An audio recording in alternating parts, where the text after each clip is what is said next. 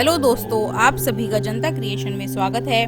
मैं आपकी होस्ट और दोस्त शगुन। आज के इस वीडियो में हम श्री रुद्र संहिता के द्वितीय खंड का दूसरा अध्याय सुनेंगे। आइए शुरू करते हैं। ओम नमः शिवाय। द्वितीय खंड का दूसरा अध्याय, शिव पार्वती चरित्र। सूत जी बोले, हे ऋषियों, ब्रह्मा जी के यह वचन सुनकर नारद जी पुनः पूछने लगे, हे ब्रह्मा जी, मैं सती और शंकर जी के परम पवित्र व दिव्य चरित्र को पुनः सुनना चाहता हूँ कि सती की उत्पत्ति कैसे हुई और महादेव जी का मन विवाह करने के लिए कैसे तैयार हुआ।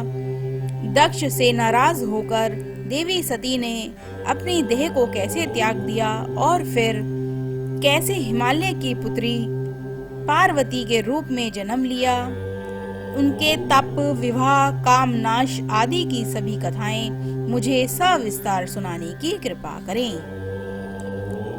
ब्रह्मा जी बोले, हे नारद, पहले भगवान शिव निर्गुण, निर्विकल्प, निर्भरकारी और दिव्य थे, परंतु देवी उमा से विवाह करने के बाद वे सुगुण और शक्तिमान हो गए। उनके बाएं अंग से ब्रह्मा जी उत्पन्न हुए और दाएं अंग से विष्णु उत्पन्न हुए। तभी से भगवान सदाशिव के तीन रूप ब्रह्मा, विष्णु और रुद्र सृष्टिकर्ता, पालनकर्ता और संहारकर्ता के रूप में विख्यात हुए। उनकी आराधना करते हुए मैं सुरासुर सहित मनुष्य आदि जीवों की रचना करने लगा। मैंने सभी जातियों का निर्माण किया।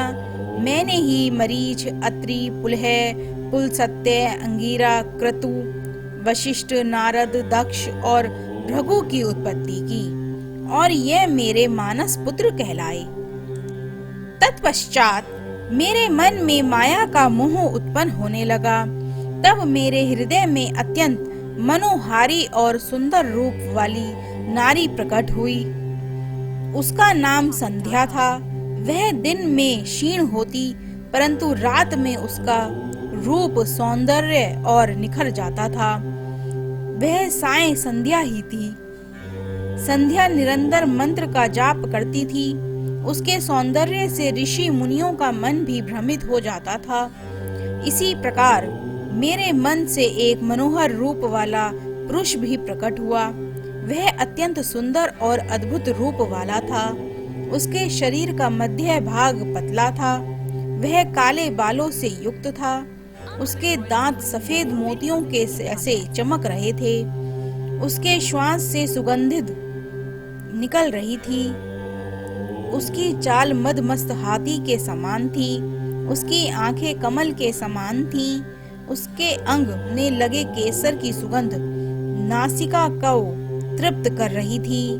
तभी उस रूपवान पुरुष ने विनय पूर्वक अपने सिर को मुझ ब्रह्मा के सामने झुकाकर मुझे प्रणाम किया और मेरी बहुत स्तुति की। वह पुरुष बोला, ब्राह्मण, आप अत्यंत शक्तिशाली हैं। आपने ही मेरी उत्पत्ति की है। प्रभु, मुझ पर कृपा करें और मेरे योग्य काम मुझे बताएं, ताकि मैं आपकी आज्ञा से उस कार्य को पूरा कर सकूं। ब्रह्मा जी ने कहा, हे भद्र पुरुष, तुम सनातनी सृष्टि उत्पन्न करो। तुम अपने इसी रूप में फूल के 5 बाणों से स्त्रियों और पुरुषों को मोहित करो। इस चराचर जगत में कोई भी जीव तुम्हारा तिरस्कार नहीं कर पाएगा। तुम छिपकर प्राणियों के हृदय में प्रवेश कर सुख को हेतु बनाकर सृष्टि का सनातन कार्य आगे बढ़ाओ। तुम्हारे पुष्पमय बाण समस्त प्राणियों को भेद कर उन्हें मदमस्त करेंगे और उनमें प्रेम जगाएंगे। आज से तुम पुष्प बाण नाम से जाने जाओगे। इसी प्रकार तुम सृष्टि के प्रवर्तक के रूप में जाने जाओगे। ओम नमः शिवाय। आज के इस अध्याय की कथा यहीं पर समाप्त होती है। आगे की कथा अगले अध्याय में सुनेंगे। इसी तरह की और कथाओं को सुनने के लिए हमारे चैनल को सब्सक्राइब करें और हाँ, बेल आइकन जरूर दबाएं, जिससे हमारी आने वाली नई वीडियोस की नोटिफिकेशन आपको मिलती रहे। Thank you friends watching this video. Do not forget to like, share and subscribe.